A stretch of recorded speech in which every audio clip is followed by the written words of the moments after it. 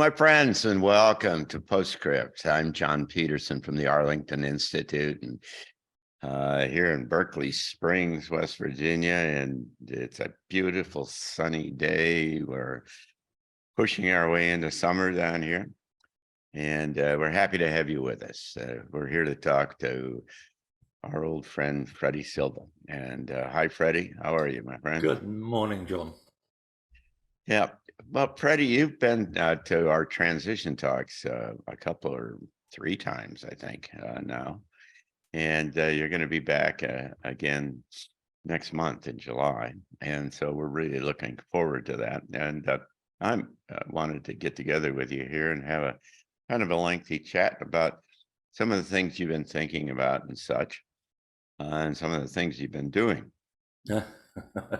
We could be here for hours. we don't have hours, Freddie, so we're going to have to be succinct. So anyway, you're an interesting guy.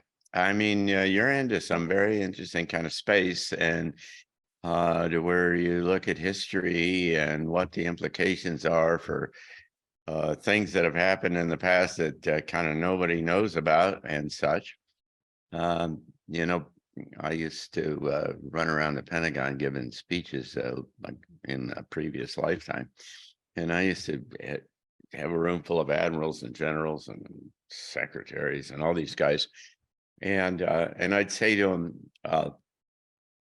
one of the things about the future is that you're going to find out that history isn't what we thought it was. And that all of our kind of our model of understanding about where we came from and everything is going to be different. And in a sense, I was betting on the come. I have this every once in a while, I get an idea and I know that it's right. I have this sense and feeling that it's right. And that was one of them. And I just knew that there were going to be some kind of breakthroughs in terms of understanding his history. And you're kind of in that business. And how in the world did you get in the business of, looking at these esoteric, subtle, ancient kind of things and trying to make sense out of them and what their implications and applications are to the present? Well, I think part of it's to do with personal experience at these places where unusual things would happen to me, and then I'd go and research them and find that the official version of events was lacking, to put it mildly. And so, I'd sort of used my acumen as a kind of a journalist to go and look a bit deeper into the rhythm of things. I mean, for example, one of the things that I was very curious about, having been born in Portugal, so I've developed this ridiculous accent because I spent half my life in Britain and America. But I wanted to find out why the Templars were so big in Portugal and what their connection was. And that led to me taking an interest in the places where they were. And it turns out that wherever they built any castles, there had been a previous temple dedicated to Isis, which I thought was unusual for a bunch of guys with big swords. Yeah. And then you get the official version that they were basically created in Jerusalem in 1118 to protect the pilgrims. Now I figured 9 guys to protect 30,000 people a year. That doesn't sound quite right. And then I began to ask questions, and the more questions you ask, the more you get into deep research, and the more doors open, almost by magic, to the point where I ended up rewriting the history of the Templars, not because I wanted to, but because it's there. So I took the history back 18 years to when they were actually in Portugal, almost a decade and a half before there were Knights Templar. So, of course, once you're in that environment, you just can't help but keep pushing the envelope a little bit further and finding out, well, what is the truth? I mean, the truth is what the winners write as the truth. So I have to look at what the losers were saying. And that's how my work basically generates. It comes from experience. It comes from passion. You have to be passionate about what you're doing. And then when the two meet up together and you start doing some investigative journalism, then you've got a sort of a 3-prong arena from which to draw from. And that's what drives my curiosity and my passion, to try and see what really was going on. Yeah, you're an award-winning author. You've written a bunch of books. How many books have you written? That's a really good question. I don't know. Is it 8 or 9? I think it's 8 plus one non-fiction book. So Yeah, I'm always working on something different, so I never keep track of these things. Yeah, no, Thanks for reminding me. I understand how that works. So give me some, just tell me what the books are about, all of them, so we get a sense of the kind of the breadth of what you've been, where you've been, and what you've been writing about and thinking about. Well, the first one was about 21 years ago, and that was the Secrets in the Fields, which was the what is undoubtedly said by so many people around the world, the Bible of crop circle research, because no one's actually ever done an investigative acknowledgement of the entire phenomenon to this point. And to this very day, the book is still accurate and it's still fresh. And I'm quite proud of that, because if something takes up the test of time, then obviously you're into something very good. So the fact that I haven't changed a single word in 20 years is a good piece of research. And that led on to something else. Once we figured out that the crop circles were very intimately related to the local sacred sites wherever they appeared around the world, I began to take a deeper interest in ancient sacred sites and megaliths and Neolithic cultures. And that opened up the writing of the Divine Blueprint, which is also still doing very well after all this time. And it really goes into the idea of how sacred sites work, what they do for you and to you. And there's a whole science behind the measuring of energy at these places. And when you ally that to the human body and how it functions, the two worlds collide, and you recognize why people are having these extraordinary experiences and why our predecessors were also building this incredible thing around the world. I want to come back and talk about that, but keep going, please, about your books. The third one, I was going to say it was a Templar book, but it wasn't. I had to put that one down. It took 15 years to write because there was a piece missing. But while I was researching that material, I started writing the Lost Art of Resurrection, which is all to do with the initiation practice of what was going on in certain temples around the world, which didn't seem to follow the typical Christian view of what resurrection was about. And I found that very enticing because I was looking at people in 8000 BC in Japan who were calling this process the living resurrection, and of which no one got nailed to a cross and no one actually physically died. And I found that very interesting. I was able to trace that practice all the way to North America around Lake Michigan in 1890, where it was still being practiced by a local tribe whose name escapes me. But that also was another opening to the idea that, for example, as to why certain, most pyramids, there's no one buried in the pyramids. So why do they build pyramids with boxes where no one's buried inside, especially when they were sealed and the building was sealed, and when people went in there to find out what was inside, there's nothing but air. So clearly something was amiss. So that drove the whole understanding of what this ritual initiation was being performed around the world to this very, very day. Then I got around to finishing the Templar book, which essentially examines the function and origin of the Knights Templar, who they were, how they related to the creation of Europe's first independent nation state, which is Portugal, which I found exciting for the fact that I never knew that Templars were the first people to create the world's first independent nation state. And then why? Why did they have to go as far away from Rome as possible to create this kingdom within a kingdom? And what were they preserving something? Were they trying to protect something? So, of course, that took on a whole new direction in terms of a bloodline, the meaning of the Grail, which is not what we think it is. And yes, it is in Portugal, but it's not quite what you think it is. And yet it is hidden in plain sight. In fact, I was just there 2 weeks ago with a group of willing infidels looking at the Grail, and everybody had a great time. And then what did I do after that? I also did a book on the missing lands, which really talks about the big catastrophe that happened on the planet 11,500 years ago, the Great Flood. And basically it was an inundation caused by fragments of an exploded comet that hit the Earth at exactly the right places where you would generate massive tsunami. And I began to look at this from a different point of view. I know my colleague Graham Hancock has looked at this as well, as many as other people, but no one's ever looked at the people behind the event. And I thought that was a whole angle that needed to be looked at, because once you understand the people behind the event and who was there to experience this, now you're onto a whole different sort of point of view. And it was another sort of time-consuming project for 3 years, looking at ancient systems of knowledge from indigenous people, what they were saying about the event. And I found it interesting that they were all basically overlapping each other. Whether you're in South America, Japan, or Europe, the events appear to coalesce into one full story. So I was able to figure out pretty much 7 of the 8 island nations where these gods originally lived. People just like us.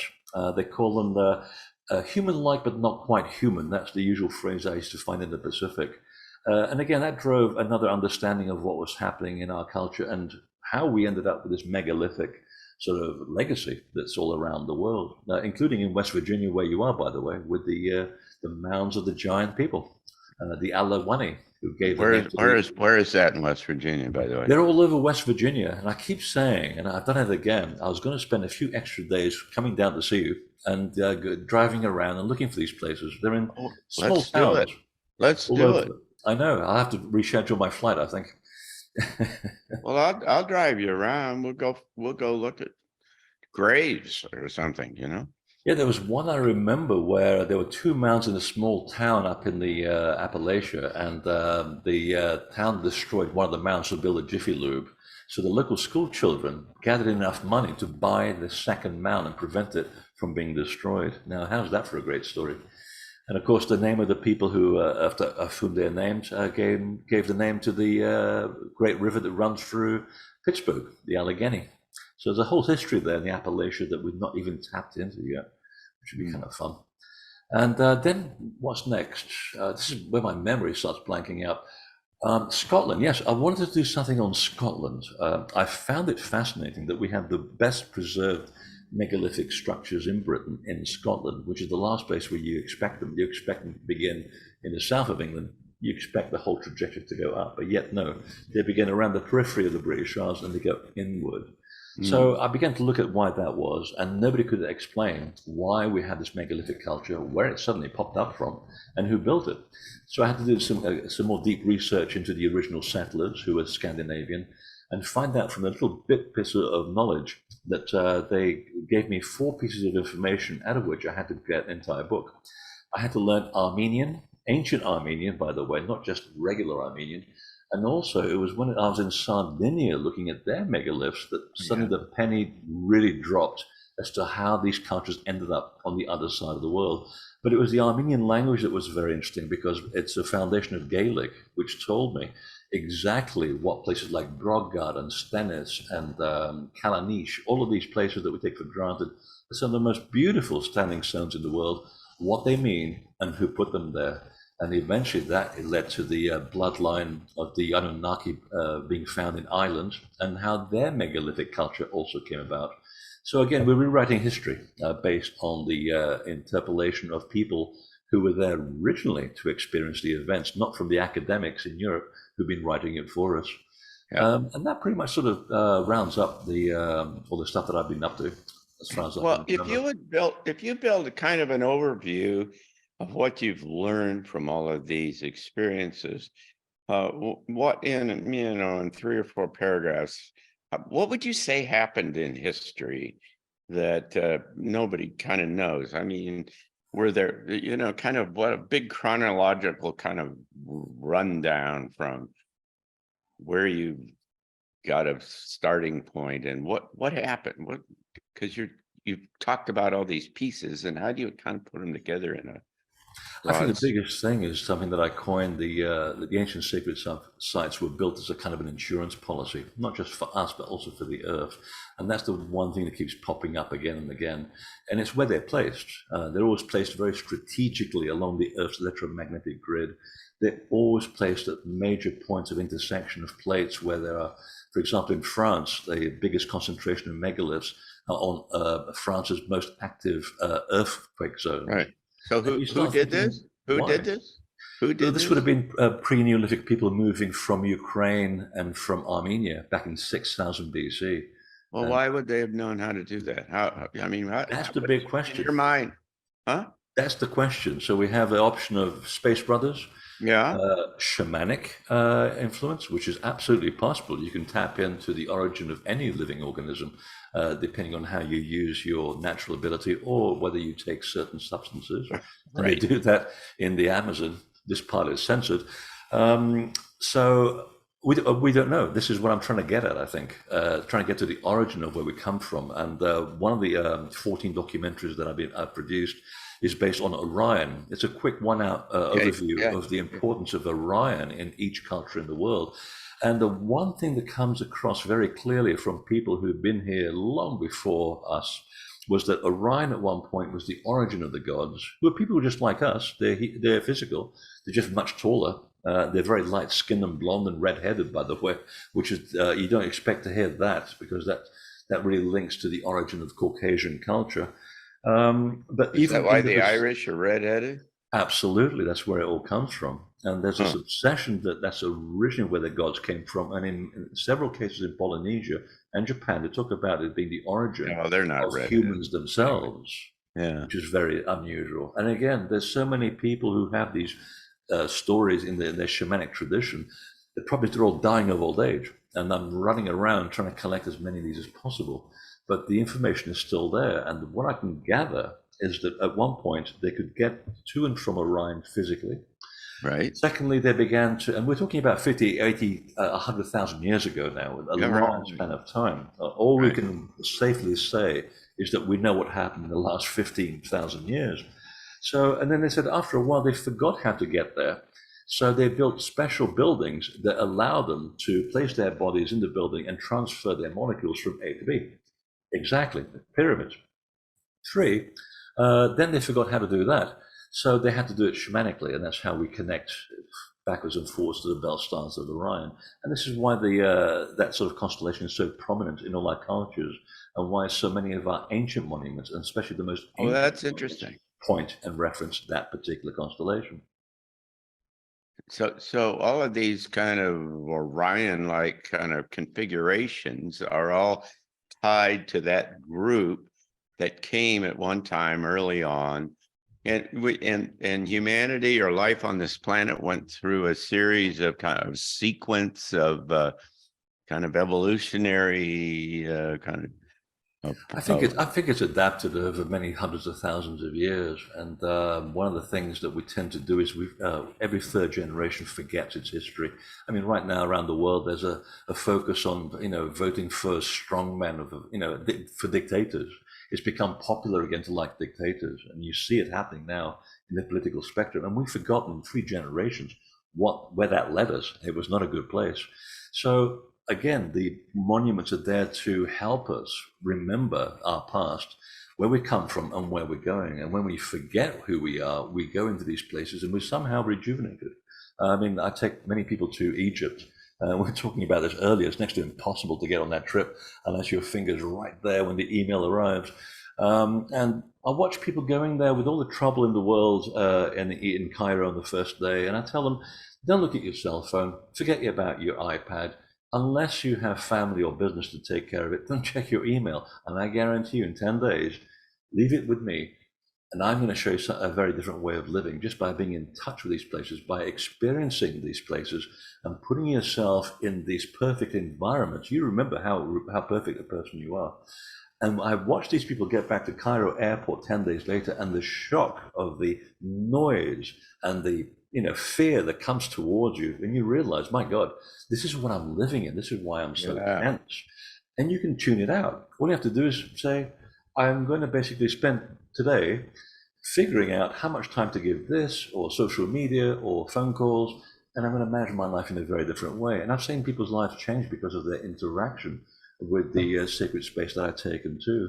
And I do believe very firmly these are definitely designed to help us remember why we're here and what we're supposed to be doing here. And remind ourselves of the most important things in life, which is taking care of number one, and the spirituality of number one, so that you can live a much more comfortable life, a more aware life. You're basically using your God-given intent and gut feeling to progress yourself through your limited experience here, and then do the best you can while you're here. Make the best of your time. I know it sounds very new agey and simple, but actually that's what it really comes down to. It's empowering you to remember you and give yourself the best experience you can while you're here for 70 or 80 years. Well, you're kind of saying that these folks had a different concept. They didn't name it energy and things like that, but they had this different concept of how the world worked and had effectively engaged, interacted, figured out a way on an ongoing, a daily, constant basis to interact and all of that. I mean, does that sound kind of right? And then we've lost all of that? Yeah, I think we've become so enamored with the material world, we've forgotten everything. We've got all of these toys around us, all this information, and yet we're so caught up within those toys and that information that we've forgotten the bigger picture. I mean, I remember when I was living in Wiltshire in England, researching crop circles every single day, the least populated part of the most populated island on the planet. And yet I'd walk out, hang out with farmers and just shoot the breeze talking about the weather. And they'd say, you know what, it's going to be an early winter. And I'd say, well, it's only March. Yeah, I said, but you can tell by the way the clouds are moving, by the way the birds behave, by the way the buds on this particular plant are growing. And I thought, my God, these people are so connected. They don't need to look at the weather, weather.com. They know that they can plan for the next 6 months and then know that the weather's going to be such and such a way, and they'll be absolutely right. And I think this comes down to, again, to self-preservation, the fact you're here living on a conscious planet, and you have to be aware that the planet is conscious and you engage with it. You're not at the mercy of nature. You become part of nature, and that's what it meant to be a god. A god was a spirit form that was found in nature. So a glass of water has a god. A plant has a god, a stone has a god. Once you understand the spirit behind that form, you become as a god. And now you're in rhythm with things. You're no longer subservient to catastrophe. You know if catastrophe is coming and you go, okay, I can't bend it, but I can work with it and I can actually survive because I understand how the system works. I can ride that wave and I can live for another day. That's what they were literally. Sounds like Rudolf Steiner to me. Yeah. Very much so. He was absolutely right about this. It's not a new concept that we're talking about here. But again, we forget every third generation about the most important things in life. And we have to keep getting reminded of these things. And that's why I believe they also built things with big rocks to make sure that they would last until our particular century, because I think they could foresee the problem that would be facing humanity today. And that's why we go to Baalbek. Let's come and talk about that. But tell me, this energy thing is interesting because you started off by saying that all of these major kind of sacred sites are on energy centers and so on. How would you describe the basic kind of energetic kind of configuration of this planet? How does that work?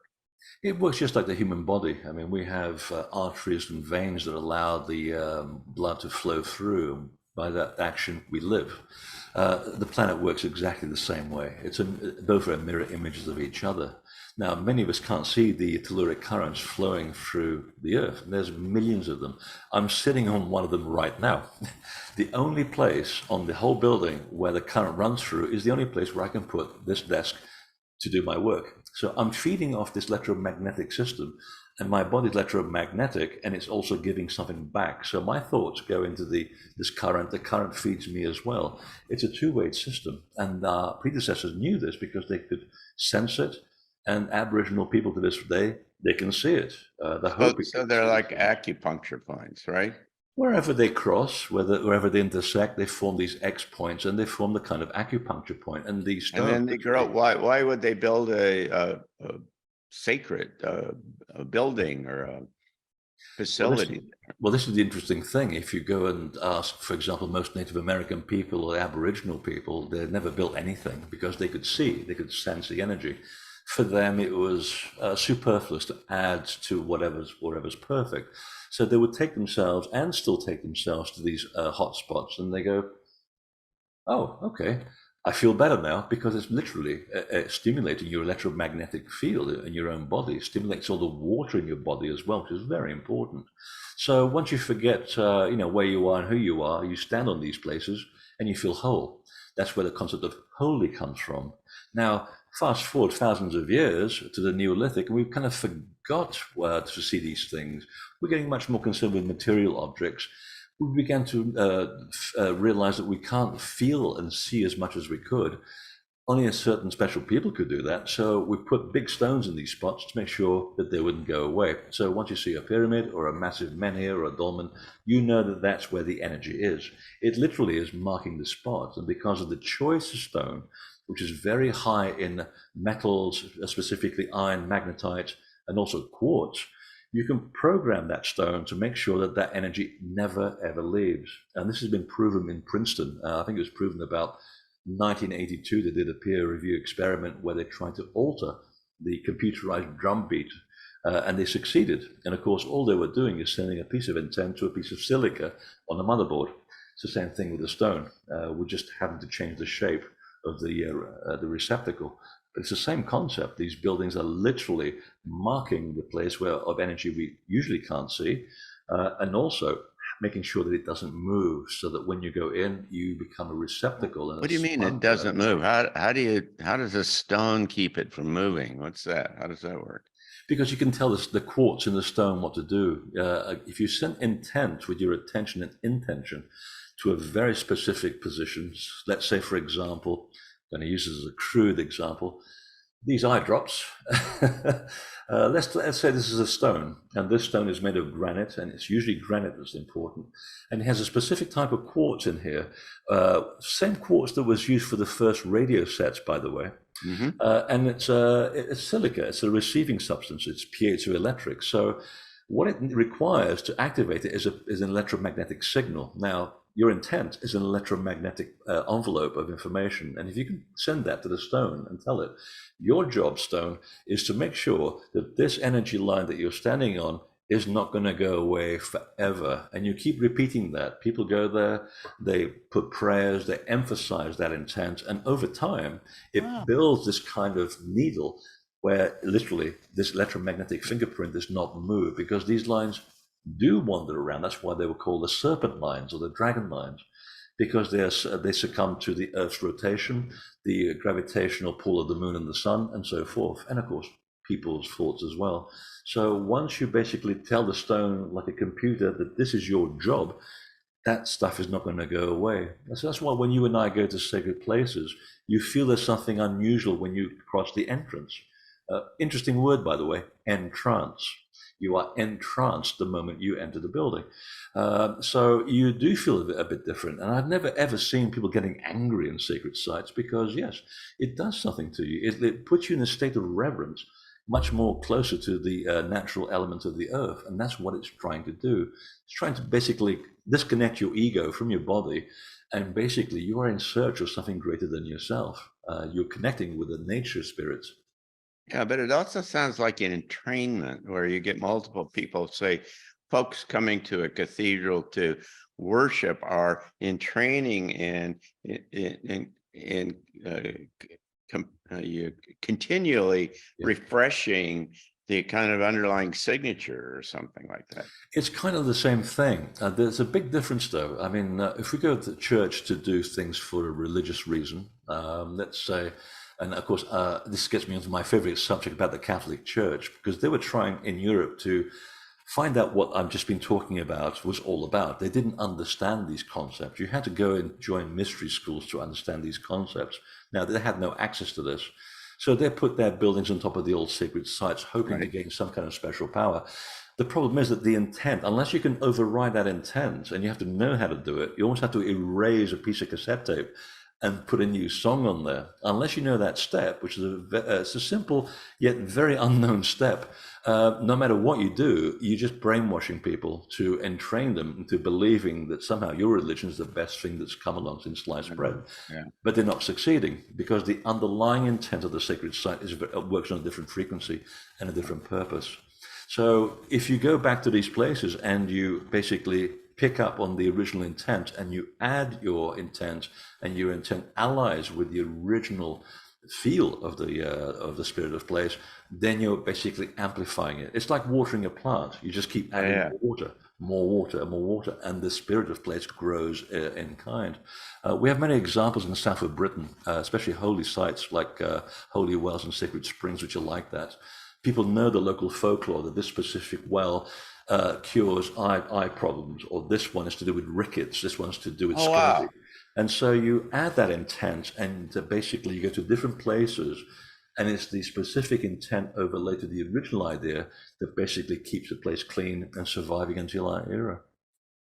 All right. So you earlier you said something about that there were some significance to some of these events and these configurations or whatever that you experience in these megalithic historical sites that pointed to the future about things that were going to happen now. What talk some about that? Part of what the energy at these places does is put you in the state of reverence, and it connects you to a big grid along the earth. So basically, right now, because of the very nature that I'm sitting on one of these telluric currents, I am connected to every single sacred site on the face of the earth. Now, that's quite important. Say that again. Say that again. You basically are connected to every other sacred site that's connected to these energy lines. So I could be in Stonehenge right now. I don't have to be there physically, but by the very nature that this energy line is now connected to other lines which are connected to Stonehenge, I'm there right now. Are there really good maps of all of these so I can find where the lines in No, it's impossible. West Virginia are? Millions and millions, but the thousands around the world. I've seen some of them, but I mean, are there kind of authoritative things that I can look about West Virginia and see where I should put my desk? The local dowsing community would have picked up on this. And they probably would have done local maps. I mean, I did one just of a small valley in England, which took me 3 years. That's just a tiny little valley, because there are minor energy lines and major energy lines. Then you got to go out there and dowse and map these things. It takes quite a while. We've had Raymond Grace and some other really great dowsers out here in Berkeley Springs, and we've found a series of vortexes that run down both sides of the valley here, kind of like Sedona. And so, yeah, I know how that works. So they're everywhere. So yeah, you're basically connected to all of these sacred sites around the world, and it's something I've also encouraged, is the building of a sacred space wherever you live to link you back into the system. And I have to say, it's working quite well. So basically, once you're attached to this system, this grid that flows along the Earth, we now know from NASA that these energy lines that flow along the Earth are also connected to X points above the atmosphere, and they've been discovered to also link and open every 18 minutes and connect them to the sun, and God knows where else they're going to. So now think about that for a second. If you hit on one of these hotspots on the face of the Earth, you are now connected to something above the atmosphere, which links itself to an astral body, and that astral body is connected to something else.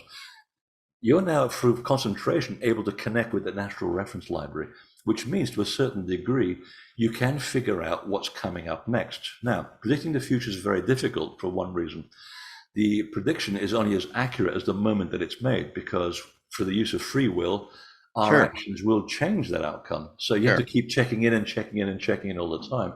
But it does give you a certain ability to become aware of the bigger picture within your immediate environment, and to a certain degree have a certain control over it. I mean, the Transcendental movement have done great experiments on altering the outcome of the crime rate. So we do have a degree of control over the outcome of these things, which then also means that the information tends to be shared with people who have the ability to maintain this information and work it for the greater good. Giving this information to people who are going to misuse it is not in our best interest, which is why it became secret, you see. Not because of something nefarious. It was secret to make sure that it wouldn't fall into the hands of people who were unscrupulous. But you said that there were certain kind of either buildings or configurations or symbols or something that were pointing toward future, and you intimated at least that it was kind of now. Do you remember what you were saying? I think that was somebody else. Well, it was somebody else 20 minutes ago. Let's give credit where it's due. I mean, I'd love to be able to do that. Actually, it reminds me of something that was written by one of the John Van Auken, who works for the Edgar Cayce Foundation. He was looking at the potential symbology within the Grand Gallery of the Great Pyramid of Giza. And it's not the first time it's been said either. And he talks to events which point up to about 2038, which actually ties in nicely with my research into crop circles. because we were given a date in one of the designs back in '96 when the word hoaxing was very rare. Nowadays, it's a completely different story. And it showed the solar system with the Earth that was missing. And the date is around 2038, around the time of the Taurid meteor shower, which has always been the big problem around the world in terms of catastrophes. We've suffered 11 near catastrophic phases since the Great Flood, and it's always in November. So the crop circle makers were saying that, you know, what we're laying down, among many things, is also a warning. You need to prepare for something big that's coming, and yes, you can alter the outcome. Well, someone in NASA was reading my book, and they confided in me and said, you know what? We really like those exotic angles and things that you put in your books because we've been playing with them, and we are discovering things to do with anti-gravity. Of course, we can't tell you anymore. We'd have to kill you, but we're waiting for the right political expedient moment to reveal this to the public, because there's a right time to say things, and there's a really daft time to say things as well. So, but they're saying that, yes, the 2038 date is very interesting because we've got Hubble looking at the Taurid meteor shower. We have mathematicians calculating the fragments of the Taurids, and we've reached a consensus that between 2032 and 2038, there's going to be a big problem here. There are the big chunks that created the Great Flood. They're coming back around again, and that's a half cycle of the Great Year. Which brings me back to what I wrote at the end of the Missing Lands, and there's a spoiler alert. It talks about how we can avert the next major disaster based on this prediction, and it's also to do with a complete mirror image of what happened when the gods instigated the flood 12,000 years ago. And now we're going to be in the same position with the same element and the same problem, except this time we can actually alter the outcome. So I'm not going to give too much away in case you're interested. No, that's great. I mean, so it's good to know that we have a degree of control over the outcome. And I think that's what the Hopi was saying with that wonderful joke they have. We're the gods we're waiting for. I think they're absolutely right. I think now we don't need an outside intervention. Now we can take care of our own problems and also move things in a certain direction that hopefully will just bring the whole of humanity together. I feel good about this, actually. You know, are you going to talk about some of this when you come to Berkeley Springs or not? Oh, probably after we were sitting around at the bar. I have initiation and the quest for the otherworld to deal with for 3 hours, which is the whole topic. Well, give us 5 minutes about what that's about. Well, basically, it's to do with the fact that we're surrounded by one of the most important pieces of self-discovery, and it's called initiation, which means to become conscious. And it doesn't mean basically joining a frat house and being hit on your backside with a big bat. It talks about having an induced near-death experience for 3 days, leaving the body physically and returning to tell the story of what you've seen, what you've learned, and apply in your daily life. Some of the biggest thinkers in our history, like Plato and Pythagoras and Leonardo da Vinci, and possibly Isaac Newton, he does allude to it, they actually went through this process and they became the people that they were. So I'm going to talk about what it's about, what people went through to go for this ridiculously dangerous exercise and why they like doing it so much. And also with the places where it was practiced. And you'd be surprised at some of the places where it was practiced. But they're all around us, and they're still doing so in Guatemala, in the Amazonian jungle. And yes, it does involve taking a certain hallucinogenic, but not in the way that we think. We actually develop into a poison. You're actually drinking a poison to create that near-death experience that allows for that moment for you to leave for 3 days and return to declared risen from the dead. And this is basically where the Christian story comes in. Yeah, but it's not in the way that's been hijacked by the Catholic Church, which is why the Gnostic Christians were very angry with the fundamentalists, that they were distorting a spiritual truth with a natural event. Right. The two don't go together. So I'm going to put that into context as well and take the story all the way back to Japan in 8000 BC with the 17 teachings of the gods that came from the Great Flood. Yeah, but Freddie, it seems to me that this could be very useful in the coming years with all of the change and everything, to be able to effectively position yourself to be able to deal with what's coming downstream.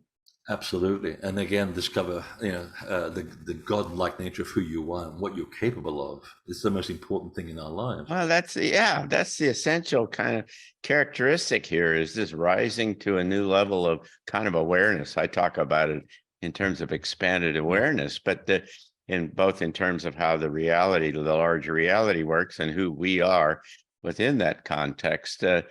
But I mean, this is not just history. I'm trying to say here is this is not just some musty old book that you're going to kind of interestingly read to us. This is about, it has some really practical implications for. Absolutely. And people I've met, shamans I've met within Guatemala and Peru have said, well, you know what, you can't do this as a weekend shaman. Give me 6 months of your life, or better still, give me 2 years, and then I'll teach you how to do it properly. It's dangerous. It's very dangerous. You have to be in control of your fear. That's the first thing you have to learn. And then sounds like Carlos Castaneda's. It's very well. That's where he draws his information from truth, and then of course wraps it around the beautiful story. That's why they're so appealing. But they're saying you can't just do this on a weekend ayahuasca retreat. That's not what it's about. The visions, these aren't visions. This is you experiencing the other world physically. Ayahuasca and all these other San Pedro cactus and all these mechanisms, they're an approximation of the actual experience. Yes, it's fun and they're very healing, but not the same thing. Which of course, you know, pricks your ears up and go, oh. So they're still practicing in certain parts of the world, and it's still kept very secret because A, lawyers would dance all over this, and two, it scared the living daylights out of most people, but it's supposed to. But you're going to tell us how to do it, right? Maybe. Oh, come on, Freddy. Well, I mean, I can't tell you how it's done. It's a complete secret, but I can show you the background and how we ended up with this stuff, and it's all around us. Good. And the places where it's done. So it's going to be fun as usual. Yeah, it's going to be fun to have you here. 3 hours. Wonderful. Oh my God. Wonderful, memorable day. What is there an open bar afterwards? Say again? Is there an open bar afterwards? Oh, yes, of course, of course. Well, we all get together for dinner. I don't know if you remember that, but at the end of our transition talks, we get 35 people together and we all have a great time. We do. And we call it extensive research. But this will also be by live stream, so people all over the world can kind of tune into this. This is going to be good fun. Exactly. Sit in front of the TV and with a big glass of wine and join us in the merriment. That's right. That's right. You know, there's nothing like learning what the lay in bed. You can lay in bed and watch Freddy. You know. Wait, that's a whole new advertising scheme. I haven't thought about that one. All right. So you're going to be with us in July. When are you going to be with us? Do you remember the date? Oh God, no, that's the hard question. Is it July the 14th or something? I don't know. It's somewhere around there. I forgot to look myself. It's something like the 10th or something. I don't know. Maybe it's the 17th. It's a Saturday though, and you can find out all about it if you're watching this at TransitionTalks.org. And we hope that those of you who are viewing this will join us, because like I say, you can either come and have a wonderful time in our little resort town of Berkeley Springs, just 100 miles from Washington and Baltimore, or you can connect with us on live stream, and all that information, as I said, is at TransitionTalks.org. Freddy, it's wonderful to talk to you, and we're really looking forward. We always have a wonderful time when you're here. We do, don't we? Suspiciously good time. Yeah, I know. It's also a nice town to be in. I mean, Berkeley Springs is a lovely place. Yeah, it's great. A haven of tranquility. Yeah, you're very good to come back here on a regular basis, and we really very much appreciate it. So we'll look forward to it. And thanks for the delightful conversation. And for those of you who are watching, thank you very much for being a part of the Postscript, and come back again, and we'll next time. Take care.